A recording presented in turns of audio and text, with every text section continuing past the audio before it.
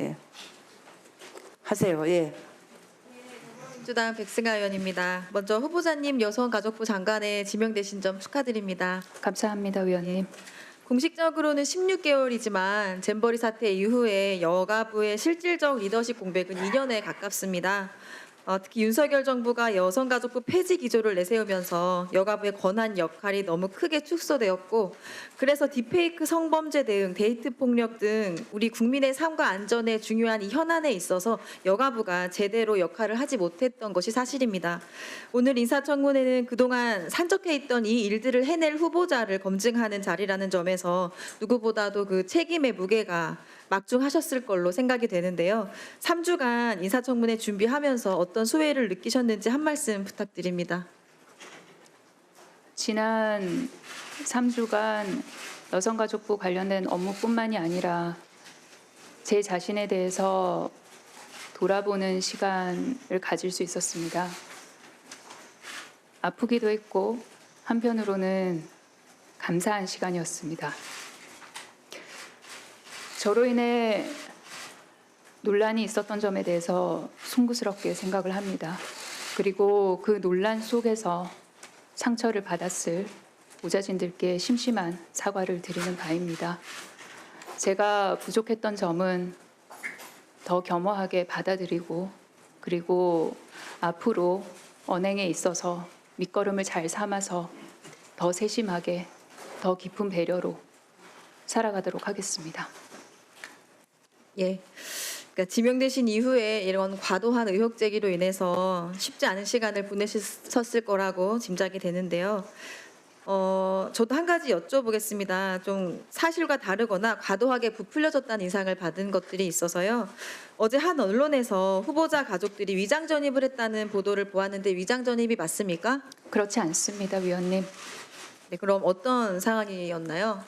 제가 조금 설명을 네네. 드려도 되겠습니까? 저희 가족이 일반적인 상황은 아닙니다. 왜냐하면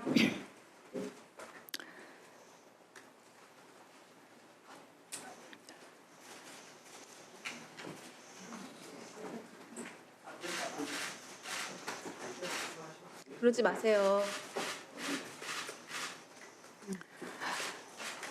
다른 사람들에 비해서 세상을 천천히 살아가는 아이가 있습니다. 저는 원래 광화문에 가족 전체가 거주를 했었습니다.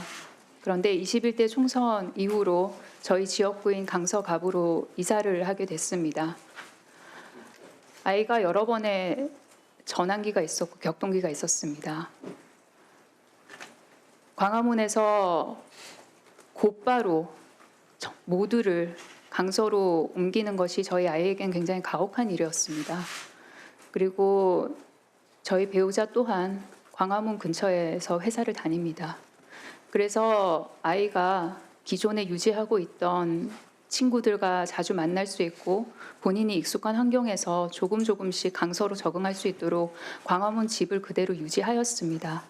그래서 저희 아이 같은 경우에는 일주일에 며칠간은 광화문에 있고 그리고 며칠간은 강서로 있습니다. 그리고 아이가 왔다 갔다 할 때는 배우자도 마찬가지이고 그리고 아이가 혼자 있을 수 없기 때문에 저희 어머니도 마찬가지십니다. 주 거주지는 강서로 주소를 두었고요. 그리고 실거주는 왔다 갔다 하면서 하고 있습니다. 다만 저는 광화문에 거의 가지 않습니다. 그래서 주소를 적어내는 과정에서 실거주 그리고 주민등록상의 주소지 그 두 가지가 다르게 나감으로써 그런 오해가 있었다고 생각을 합니다. 예, 그 발달장애 자녀분 돌보면서 처해졌던 상황 때문에 벌어진 오해 같습니다. 저도 일하면서 제가 세 아이 엄마인데요. 저도 일하면서 가장 힘든 부분이 이렇게 아이들에게 엄마로서 내가 충분한 역할을 해주지 못하고 있다. 이런 생각이 들 때 정말 너무 힘들더라고요.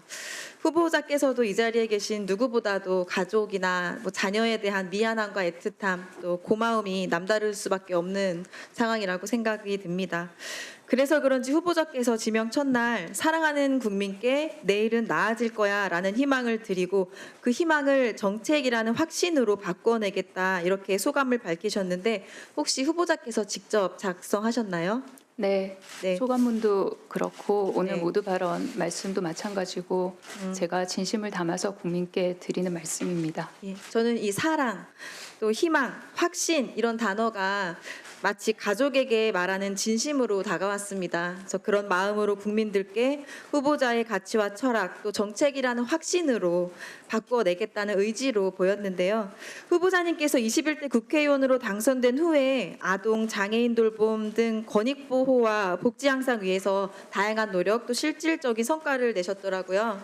그러니까 대표적으로 22년에 후보자님께서 여야 의원 전원에게 직접 손편지를 보내서 발달장애 참사 대책 마련 특위 출범을 요구하는 결의안 참여를 요청하셨죠? 네, 그렇겠습니다. 이때 무려 178명의 여야 의원께서 참여한 이 결의안은 21대 국회에서 가장 많은 의원님이 발의해서 참여한 원안 그대로 본회의를 통과한 유일한 사례로 알고 있습니다.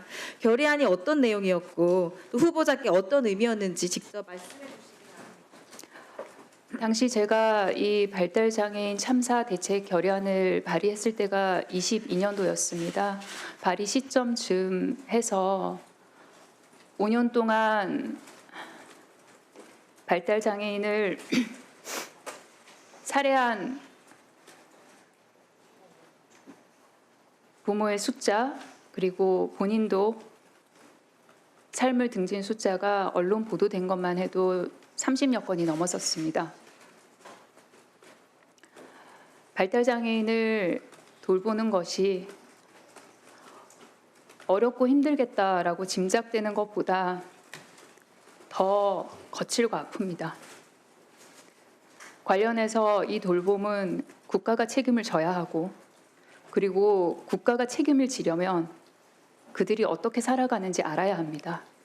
어떻게 살아가는지 아는 방법이 실태조사이고, 그래서 돌봄 국가 책임제 그리고 실태조사 등을 담은 결의안이었습니다.